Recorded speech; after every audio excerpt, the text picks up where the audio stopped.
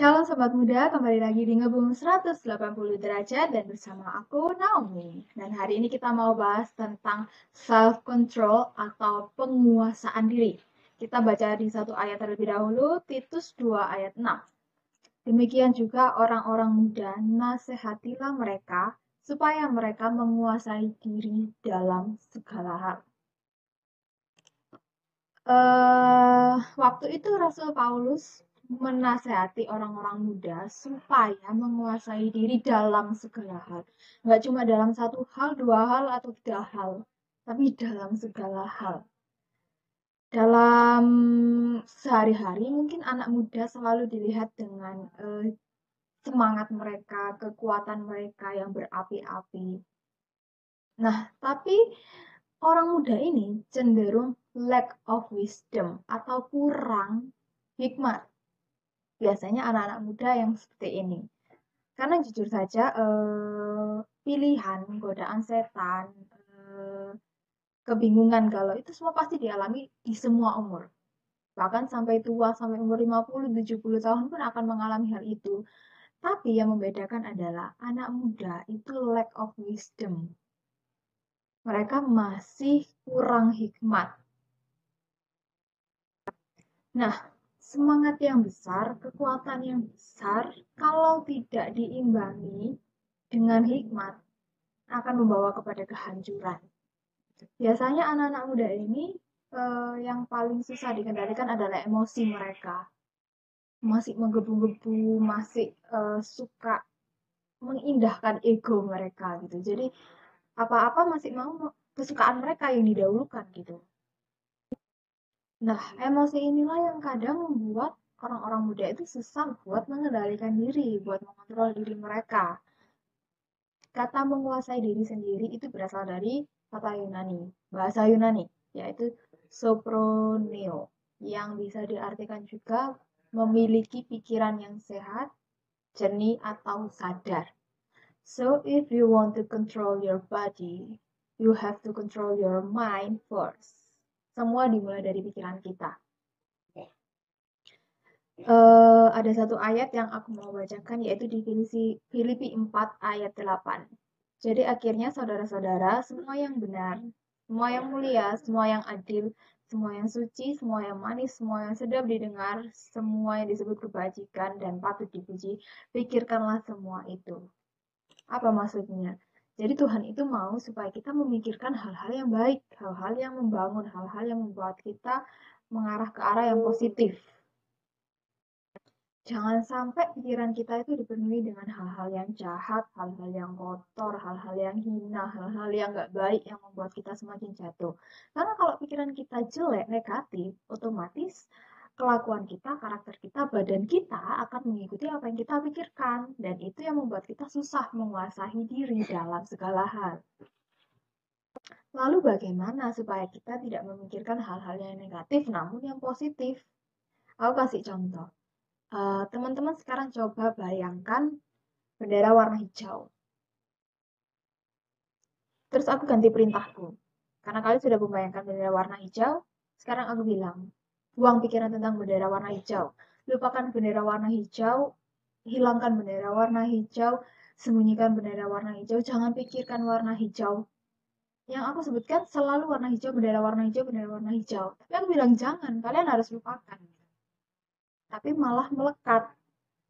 Semakin banyak aku bilang jangan ingat-ingat warna hijau, bendera warna hijau, akan semakin banyak pula yang kalian ingat tentang bendera warna hijau. Tapi gimana kalau aku bilang ganti dengan warna merah, ingat-ingat bendera warna merah. Pikirkanlah bendera warna merah, ingat-ingat bendera warna merah, pandang bendera warna merah. Apa yang terjadi? Kita akan semakin melupakan bendera warna hijau yang tadi. Karena kita menggantinya dengan bendera warna merah. Apa yang ada di pikiran kita selalu bisa tergantikan dengan apa yang menjadi fokus kita. Jadi kalau teman-teman mau membuang semua pikiran kotor, pikiran yang nggak baik, pikiran yang buruk, jangan dengan memaksa kalian melupakan, tapi gantilah dengan pikiran yang baik. Karena semakin berusaha dilupakan, akan semakin diingat. akan semakin nancep di otak gitu. Ketika kalian keluar pikiran kotor, terus kalian, aduh jangan diingat gitu. Besoknya lagi, aduh jangan diingat. Akan semakin nancep yang iya. Tapi ketika pikiran kotor itu lewat, kalian harus langsung, aku mau pikirkan hal yang baik. Aku mau pikirkan firman Tuhan. Harus diganti dengan pikiran yang baik. Dan pikiran yang baik itu ada di dalam firman Tuhan. Hal yang selalu mengandung kebaikan, penghiburan, kekuatan, hal-hal yang indah, itu semua ada di dalam Alkitab, ada di dalam firman Tuhan. Karena itu kita perlu mengganti pikiran kita dengan firman Tuhan. Penuhi pikiran kita dengan firman-firman Tuhan. Karena firman Tuhan akan mengarahkan kita kepada hal-hal yang baik. Semakin kita step by step melangkah dalam firman Tuhan, akan semakin juga kita dipenuhi dengan hikmat. Karena memang di dalam Alkitab itu isinya hikmat. Bagaimana orang bisa berhikmat? Dengan membaca firman Tuhan dan melakukannya. Merenungkannya siang dan malam. Jadi kalau kita step by step mengganti pikiran kita yang buruk dengan firman Tuhan, kita juga akan step by step menambah hikmat kita, menambah wisdom kita, menambah kedewasaan kita. Nah, anak-anak muda butuh itu. Harus selalu pikirkan hal-hal yang baik yang ada di dalam firman Tuhan. Penguasaan diri itu tidak bisa terjadi dengan kita berdiam dan berpasrah. Penguasaan diri itu terjadi dan nyata ketika kita dengan sengaja menguasai diri kita, dengan sengaja melakukannya. Jadi penguasaan diri itu harus disengaja. Ada usaha dari kita, nggak bisa kita diem aja. Contohnya ada orang yang lagi jalan ya, dia mau jalan ke sini. Harus dengan sengaja diberhentiin supaya dia nggak terus. Itu penguasaan diri. Harus ada batas dan kita harus mau dibatasi. Ketika kita udah nggak bisa berjalan di sini, kita harus berbalik ke arah sebaliknya. Itu penguasaan diri. Kita tahu batas dan kita nggak boleh menembus batas. Batas ini sendiri adalah firman Tuhan itu sendiri. Karena semua hal yang baik ada di dalam firman Tuhan. Kita nggak boleh lebih menembus batas firman Tuhan. Karena itu akan membawa kita kepada kehancuran. Kita akan nggak bisa mengendalikan diri kita.